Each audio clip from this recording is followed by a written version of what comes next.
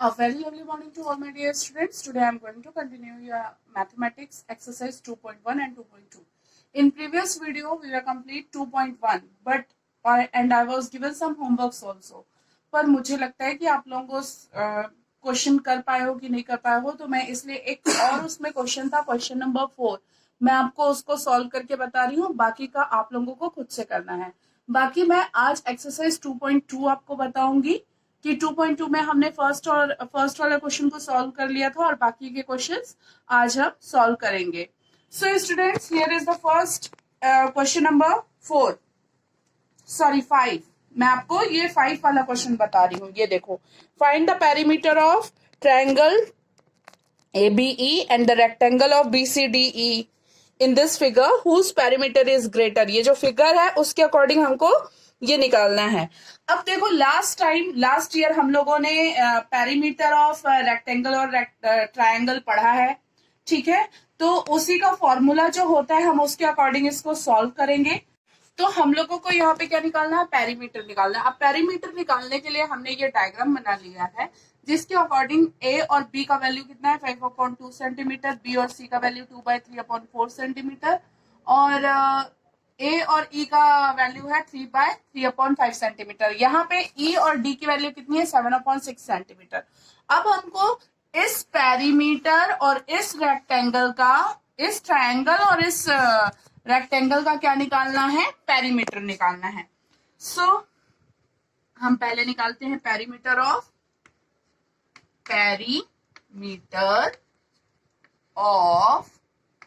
Triangle, ठीक है। तो ये क्या हो जाएगा, ट्रायंगल ए बी और ई, ठीक है, is equal A B plus B E plus E A. Okay, हम इसकी वैल्यू लिख लेते हैं। ए और बी की वैल्यू क्या है, ए और बी की वैल्यू है 5/2 सेंटीमीटर, प्लस बी और ई की वैल्यू क्या है, बी और ई की वैल्यू है 2/3/4 सेंटीमीटर, प्लस ई ए की वैल्यू क्या है, ई और ए की वैल्यू है 3/3/5 सेंटीमीटर। अब ये तीनों प्लस नहीं हो सकता, उसका रीजन क्या है, क्योंकि ये तीनों के डिनोमिनेटर इक्वल नहीं है। तो हम सबसे पहले इसका डिनोमिनेटर का क्या निकालेंगे, एलसीएम निकालेंगे। 2 4 5, 2 1 जा 2, 2 2 जा 4 5, 2 1 1 5, 5 1 1 1। तो इसका एलसीएम कितना हो जाएगा, 2 इंटू 2 इंटू 5। तो ये कितना हो गया, 2 2 जा 4, 4 5 जा 20। अब हमको इसके सबके डिनोमिनेटर को किस में कन्वर्ट करना है, 20 में कन्वर्ट करना है। तो 5/2 इंटू जो चीज नीचे मल्टीप्लाई होगी वही ऊपर होगी, 10 इंटू 10, प्लस 2 4 जा, इसको ऐसे भी यहाँ पे अपन कन्वर्ट कर लेते हैं, 5/2 प्लस 24/4 प्लस 18/5। अब इसको कन्वर्ट कर लेते हैं, तो 24/4 इंटू 5/5 प्लस 18/5 इंटू 4/4, ठीक है। तो ये हो गया। अब हम इसको क्या करेंगे, सॉल्व कर लेते हैं इसके अकॉर्डिंग। अब इसको सॉल्व कर लेंगे। 5 10 50, 2 10 20, प्लस 24 5 120, 4 5 20, प्लस 18 4 72/20, ठीक है, अब इसके बाद हम इन तीनों को ऐड कर लेते हैं। तो 50 प्लस 120 प्लस 72 अपॉन 20 ये हो गया इज इक्वल। अब तीनों को ऐड कर देंगे तो इसका आंसर कितना आ जाएगा 177 अपॉन 20 ये हो गया। तो ये हो गया आपका क्या perimeter of triangle. Now perimeter of rectangle. तो अब यहाँ पे देखो फॉर्मूला क्या है पेरीमीटर ऑफ रेक्टेंगल का। Perimeter of rectangle is equal two into length plus breadth. ठीक है, अब इसकी लेंथ कितनी है तो लेंथ यहाँ पे देखो कितनी दी हुई है 2/3/4। अब इसको सॉल्व कर लेंगे तो कितना आ जाएगा 4 2 8 8 एंड 3 11। तो इसको ऐसे सॉल्यूशन के लिए लिखेंगे लेंथ आ गया 11/4 प्लस इसकी ब्रेथ कितनी है 7/6। अब इसमें भी हमको पहले क्या करना पड़ेगा 4 और 6 का एलसीएम निकालना पड़ेगा। 4 और 6 का एलसीएम तो 2 2 4 2 3 6। ठीक है, 2 1 2 3 3 1 1 हो गया। अब इसको एलसीएम निकालेंगे तो क्या आ जाएगा 2 इंटू 2 इंटू 3। तो 2 इंटू 2 इंटू 3 इज इक्वल 2 2 4 4 3 12। तो ये आ जाएगा 12। अब इसके अकॉर्डिंग हम इसको बना लेते हैं पेरीमीटर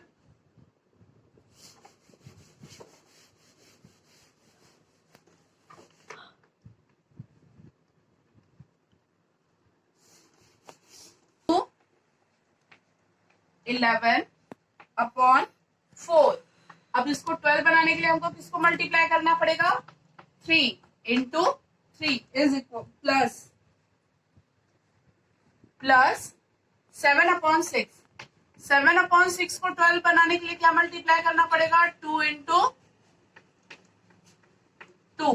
ठीक है, तो ये हो जाएगा यहां पे आ जाएगा 2 11 3 33 अपॉन 12 प्लस 7 2 14 अपॉन 12 ये हो गया। अब क्या हो जाएगा इसको जब अपन निकालेंगे तो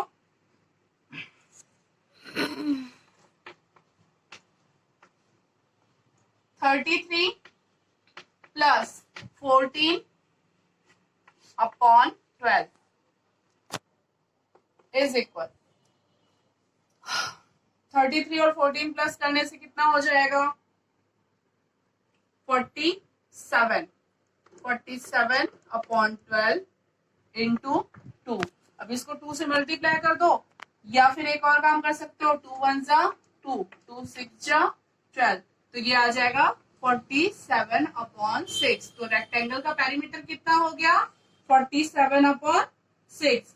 अब हमको इसको ये बताना है कि ट्रायंगल ऑफ पेरीमीटर ज्यादा है कि पेरीमीटर ऑफ रेक्टेंगल ज्यादा है। तो देखो पेरीमीटर ऑफ रेक्टेंगल कितना आया है 47/6 आया है। पेरीमीटर ऑफ रेक्टेंगल कितना आया है 47/6 आया है। पेरीमीटर ऑफ ट्रायंगल कितना आया है पेरीमीटर ऑफ ट्रायंगल आया है 177/20। तो अब देखो हमको इसको कंपेयर करने के लिए सबसे पहले क्या करना पड़ेगा इसको इक्वल बनाना पड़ेगा डिनोमिनेटर को, तब तो हम इसको कंपेयर कर पाएंगे। तो 6 और 20 का हम क्या निकालेंगे एलसीएम निकालेंगे। तो 6 और 20 का एलसीएम क्या हो जाएगा 6 and 20। 2 3 6 2 10 3 1 10 2 1 5 5 1 1। अब इसको जब मल्टीप्लाई करते हैं तो क्या आ जाएगा 2 into 3 into 2 into 5 is equal 2 into 3 6 2 3 6 6 2 12 12 5 60। तो ये कितना हो गया? 60 हो गया। अब जब हम इसको कन्वर्ट करेंगे तो हमको किस में कन्वर्ट करना पड़ेगा? दोनों को 60 में कन्वर्ट करेंगे। जब हम इन दोनों के डिनोमिनेटर को 60 में कन्वर्ट करेंगे तब हमको एग्जैक्ट आंसर मिलेगा। तो चलो इसको पहले 60 में कन्वर्ट कर लेते हैं।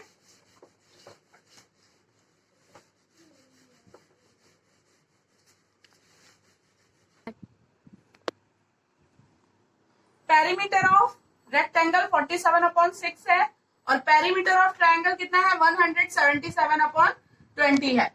अब दोनों को हमको किस में कन्वर्ट करना है? दोनों के डिनोमिनेटर को 60 में कन्वर्ट करना है। ठीक है, तब हम इसको कंपेयर कर पाएंगे।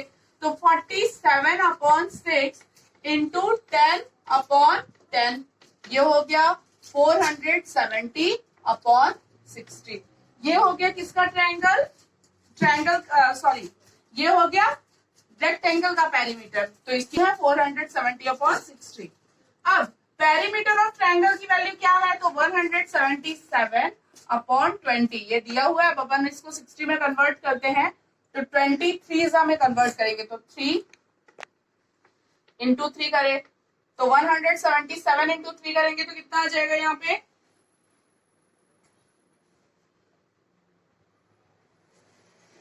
77 इंटू 3 कर देते हैं अपन। तो 7 3 21 carry 2 7 3 21 21 and 3 24 carry 2 7 3 21 carry 2 3 7 21 and 2 23 carry 2 3 1 3 and 2 5 531/20। ये हो गया आपका, सॉरी 3 2 60। तो ये हो गया आपका, दोनों का इक्वल फॉर्म में निकल गया, दोनों का डिनोमिनेटर सेम आ गया। अब हम इसको कंपेयर करते हैं तो जो पेरीमीटर ऑफ ट्रायंगल है वो क्या होगा? बड़ा होगा। 531/60 it will be greater than 470/60। ठीक है, तो अपन ऐसे भी लिख सकते हैं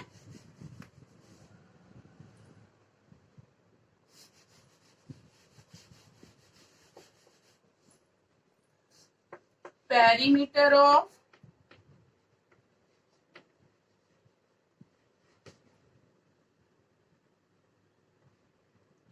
triangle is greater than perimeter of rectangle. Okay, तो ये समझ में आ गया। नाउ अब मेरे को लगता है अब आप लोगों को कोई प्रॉब्लम नहीं होगी क्वेश्चन नंबर 4 और 6 को कंप्लीट करने में। ठीक है, now I am going to solve question number 3। देखो इसमें जो क्वेश्चन नंबर 2 है ये आप लोगों का सेम है ना, जैसा हमने ये वाला क्वेश्चन बनाया था वैसे ही ये वाला क्वेश्चन है। इसमें देखो 3 इंटू 1/5 इज इक्वल 3/5 ये बताना है। तो इसको भी अपन ऐसे ही सॉल्व करेंगे, ये बन जाएगा। देखो इसमें जैसे ये फर्स्ट वाले का मैच किससे आएगा? इसमें फर्स्ट वाला जो है देखो, फर्स्ट 3 इंटू 1/5 इज इक्वल 3/5, तो इसमें ये सी वाले से मैच कर रहा है। ठीक है, 2 इंटू 1/3 इज इक्वल 2 इंटू अब 2/3, तो ये वाला इससे मैच कर रहा है। देखो ये वाला बी से मैच कर रहा है, तो ये हो गया। Now multiply and reduce the lowest form of convert into a mixed fraction. इसको हमको मिक्स फ्रैक्शन में भी शो करना है और इसको मल्टीप्लाई भी करना है। तो चलो मैं आपको इसको फर्स्ट सेकंड थर्ड फोर्थ बता रही हूँ, बाकी के क्वेश्चंस आपके क्या रहेंगे? होमवर्क रहेंगे।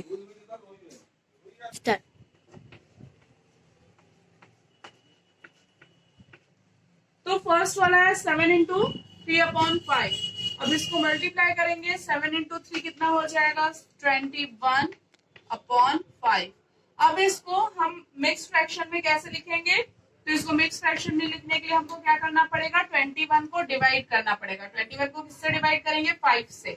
एक चीज याद रखना, मिक्स फ्रैक्शन बनाने का सबसे इजी तरीका मैं आपको बताती हूँ।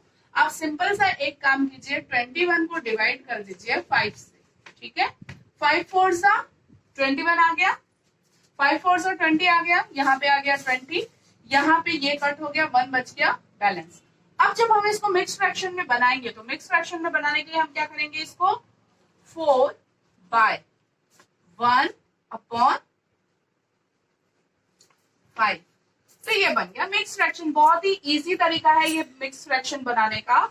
जो भी बैलेंस बचता है उसको हम न्यूमरेटर में लिखेंगे, जिससे हम डिवाइड करते हैं उसको डिनोमिनेटर में लिखेंगे, और जो भी हमारा डिवाइड करने के बाद जो आंसर आता है ये वाले आंसर को हम यहां पे लिखेंगे। तो अभी समझ में आया? Now I am going to solve the next question. 4 into 1/3 is equal 4 1 जा 4/3। इसको भी वैसे ही सॉल्व कर लोगे। देखो 3 4 3 1 जा 3, यहाँ पे आ गया 1। तो इसको जब सॉल्व करेंगे तो भी ऐसे ही आ जाएगा 3/1/3। ठीक है, सॉरी 3 1 जा 3, 3 + 1 4, तो ये आ जाएगा 4/3। तो ये एकदम सिंपल तरीका है इसको बनाने का। Now I am going to solve question number 3। इसमें जो क्वेश्चन नंबर 3 दिया है वो भी मैं आपको बता देती हूँ, 3 और 4। बाकी के जो क्वेश्चंस हैं वो आपके होमवर्क रहेंगे। थर्ड क्वेश्चन यहाँ पे दिया है। चलो ये छोटे छोटे दिए हैं तो मैं एक काम करती हूँ, बड़े वाले लेती हूँ। 8th वाला देखो 20 × 4/5 दिया है, और 9th वाला, तो 8th और 9th वाला मैं बना रही हूँ 20 × 4/5, और 9th वाला 13 × 1/3। तो 8th वाला 20 × 4/5 इज इक्वल क्या हो जाएगा? 24 सा 80/5। ठीक है, अब जब हम इसको मल्टीप्लाई करेंगे तो ये देखो ये मिक्स फ्रैक्शन में नहीं मतलब बन तो सकता है, पर इसके लिए थोड़ा सा हमको क्या करना पड़ेगा, अलग तरीके से बनाना पड़ेगा। क्योंकि यहाँ पे यदि हम 5 को 80 से डिवाइड करेंगे तो ये तो पूरा चला जाएगा। तो हम इसको कैसे करेंगे?